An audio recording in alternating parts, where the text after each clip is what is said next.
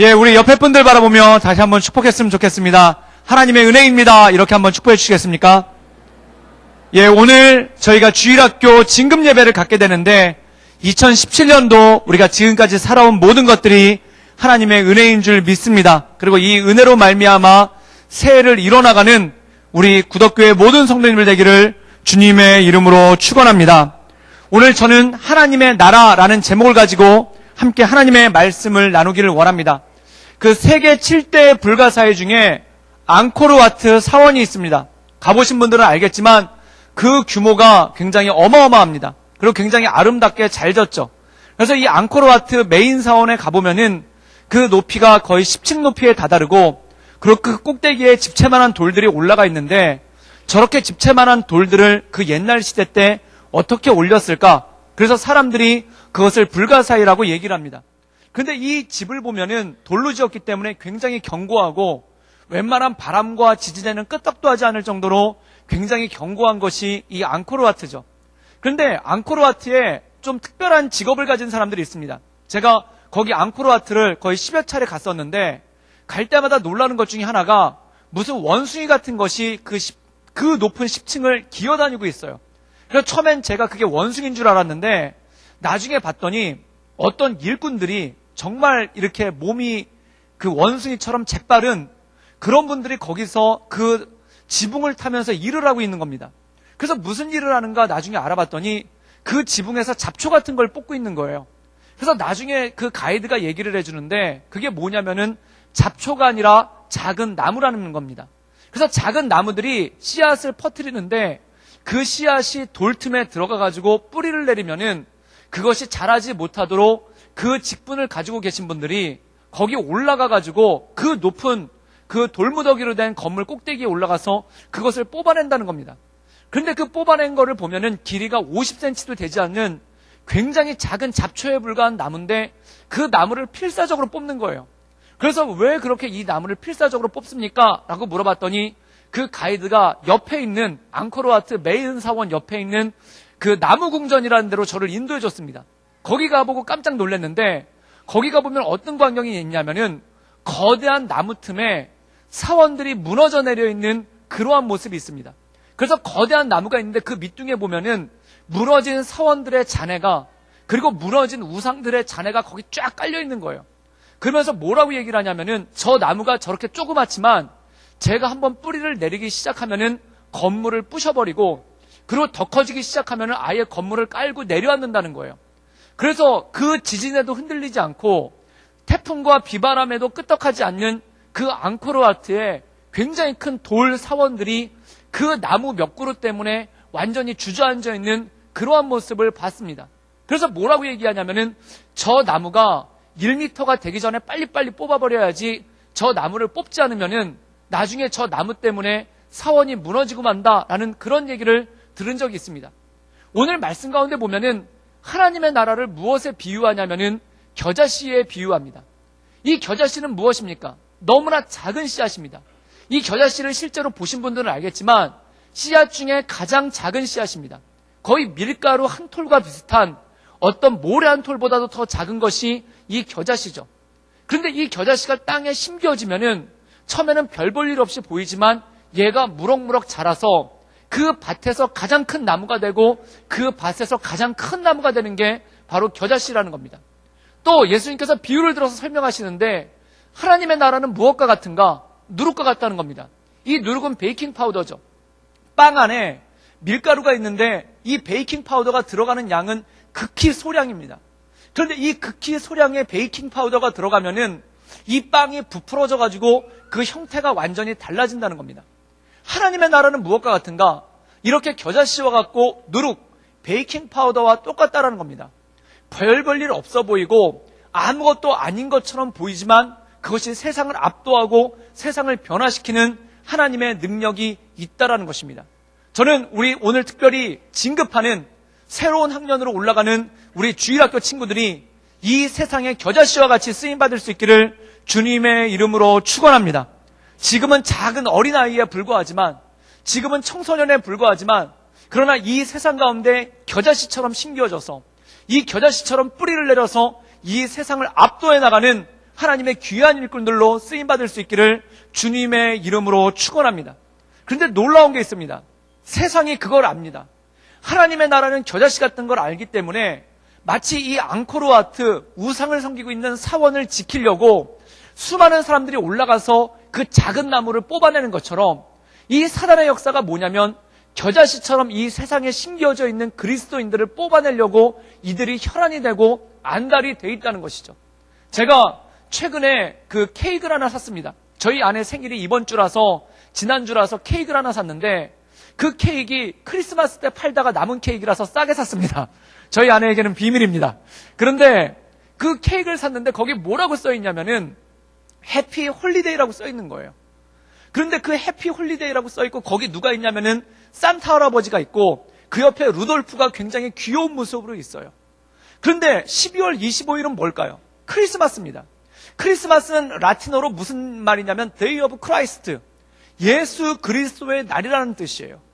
그런데 예수 그리스도의 날이라고 불리우는 크리스마스 케이크에 예수님에 관해서는 아무것도 없는 거예요. 그래서 크리스마스라는 단어조차 이 크리스마스가 크라이스트 마스, 즉 그리스도의 날이라는 뜻인데 그리스도라는 이름을 빼버리고 거기다 뭘 집어넣냐면 해피 홀리데이라고 한 거예요. 즐거운 휴일이라는 뜻입니다. 그래서 12월 25일이 작년 얼마 전부터 미국에서는 달력이 어떻게 표시가 되냐면은 크리스마스라고 표시가 되지 않고 해피 홀리데이라고 표현이 됩니다. 그리고 백악관에서 뭐라고 얘기를 했냐면은 크리스마스라고 불리우면은 특정 종교를 드러내는 것이기 때문에 해피 홀리데이라고 크리스마스 인사를 하자는 거예요.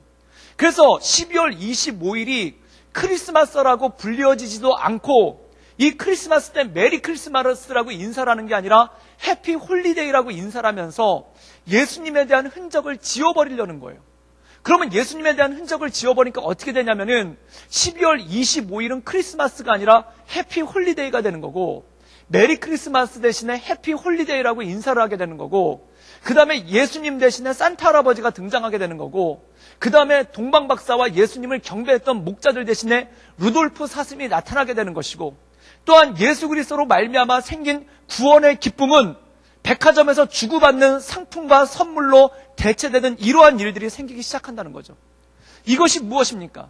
세상에 뿌려지는 겨자씨를 뽑아내려고 사단의 권세가 혈안이 돼서 어떻게든지 이 세상 가운데 예수님의 흔적을 지워보려고 하고 어떻게 하든지 이 세상 가운데 예수 그리스도가 드러나지 않으려고 애쓰는 그러한 모습을 보인다는 것이죠. 몇 년 전에 서울의 시청 앞에다가 크리스마스 트리를 세웠습니다. 그 한기총에서 트리를 세웠는데 그 위에다 십자가를 세웠어요. 그랬더니 서울시의 민원이 엄청나게 많이 갔습니다. 그게 뭐냐, 왜 크리스마스 트리에다가 십자가를 세우느냐, 별을 달아라. 그래가지고 그 민원을 견디다 못해서 십자가를 내리고 별을 다는 그러한 일도 생겼습니다. 사랑하는 여러분, 이것이 무엇일까요? 하나님의 말씀은 겨자씨와 같습니다. 그래서 이 겨자씨와 같은 말씀, 그리고 이 세상을 변화시킬 말씀의 위력을 알기 때문에 세상의 악한 권세들이 어떻게 반응을 하냐면은 어떻게든지 심겨지지 못하도록 하려고 마치 앙코르와트 그 사원을 지키기 위해서 조그만 나무 씨앗이라도 뿌리를 내린다 싶으면 뽑아내려고 하는 것처럼 어떻게든지 예수님에 관해서 어떻게든지 복음에 대해서 어떻게든지 말씀에 대해서 세상에 자리 잡지 못하려고 뽑으려고 하는 것이 바로 세상의 권세라는 것입니다.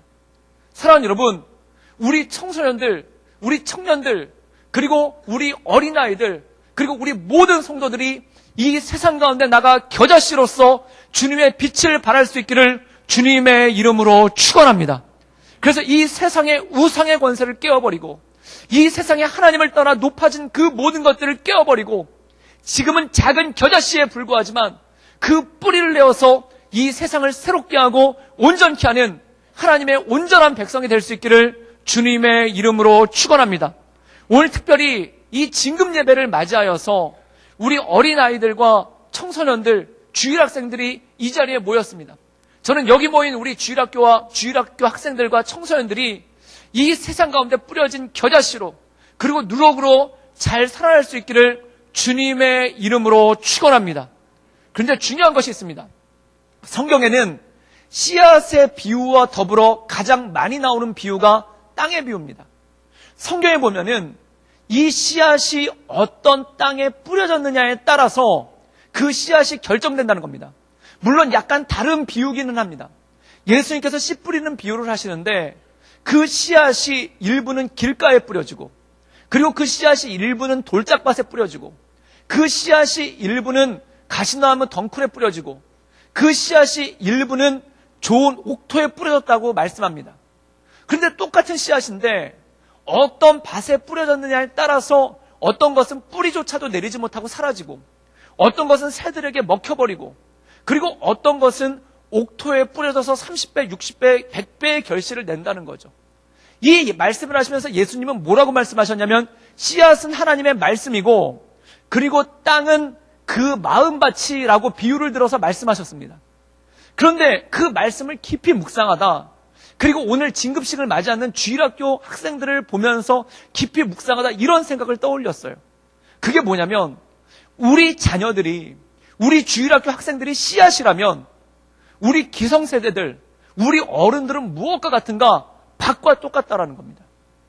우리 씨앗과 같은 주일학생들이 아무리 잘 여문 씨앗이라 하더라도 밭인 우리 어른들이 온전하지 못하다면 이들이 뿌리를 내릴 수 없다라는 것입니다.